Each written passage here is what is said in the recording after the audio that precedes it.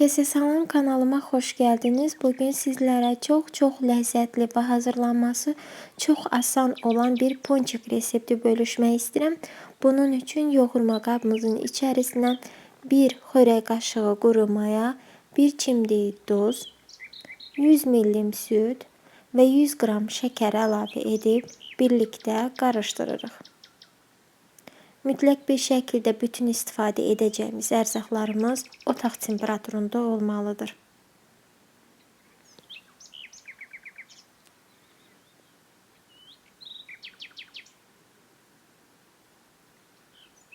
Daha sonra içərisinə bir ədəd yumurta və otaq temperaturunda əridilmiş olan 100 gram kərə yağı, bir paçka vanil əlavə edib birlikdə qarışdırırıq. Siz kərə yağını duru yağla da əvəz edə bilərsiniz.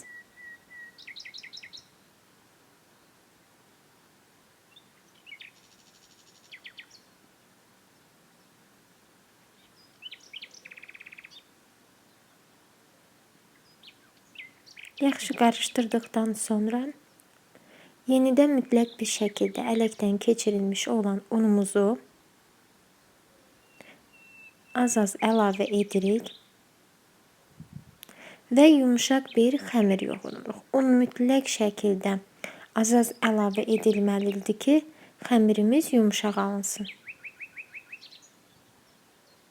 Çünki sonradan bərk bir xəmir yoğurduqdan sonra hiçbir şey etmək olmayacaq.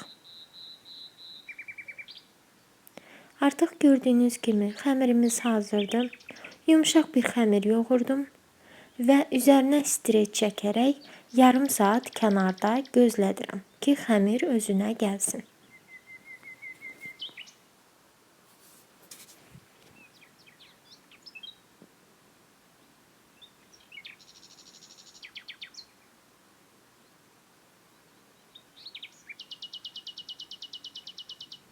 Və artıq xəmirimiz hazırdır.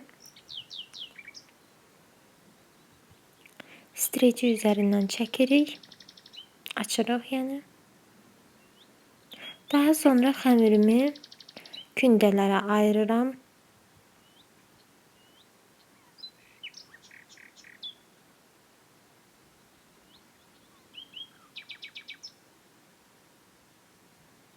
Gördüğünüz kimi çok yumuşaq bir xəmir alındı. Kündələrə ayırdıqdan sonra yenidən bu kündələri hazırlayacağımız müddətə qədər kənarda üstü örtülü bir şəkildə gözlədirik.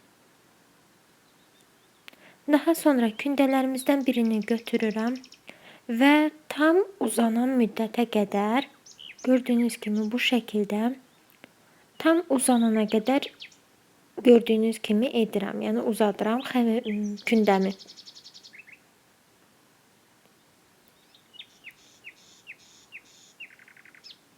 Nə qədər açıb uzun etməkdən qorxmayın. Çünki xəmir mayalı bir xəmir olduğu üçün kənarda gözlənən müddətə qədər yenidən şişməyə, yenidən qabarmağa başlayır.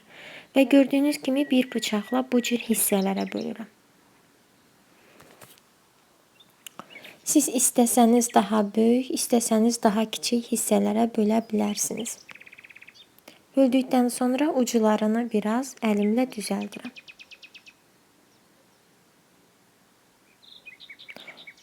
Daha sonra isə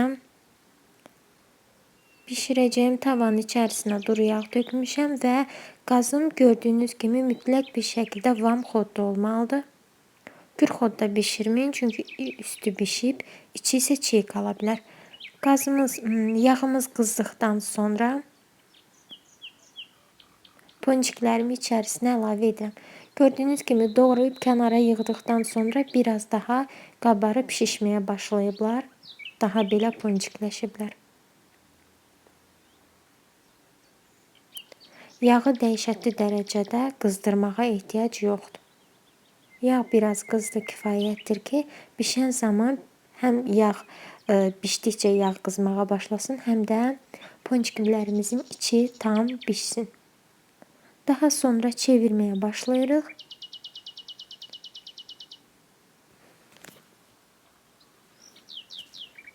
ikinci hissəni döktüm və bişmiş olanları bu cür mətbəx salfetkasının üzərinə yığdım ki, yağını tam çəksin.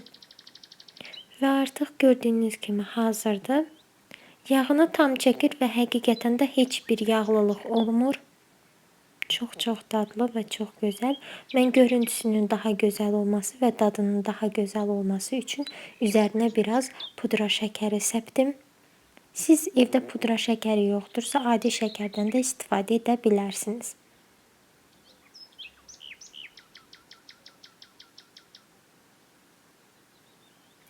Və artıq ponçiklərimiz tam hazırdır.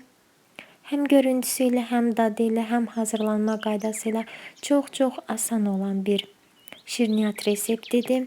Çox ləzzətli, çox doyumlu və gördüyünüz kimi içinə gedən ingrediyentlər də çox sadədir. Və bunu sizə isti yeməyi məsləhət görürəm. Həqiqətən də isti olan zaman neçə dənə yediyinizi unudacaqsınız. İnşallah ki video bəyənərsiniz. İndidən hazırlayıb yeyən hər kəsə nuş olsun. Növbəti yemək videolarımda görüşənə qədər özünüzə yaxşı baxın.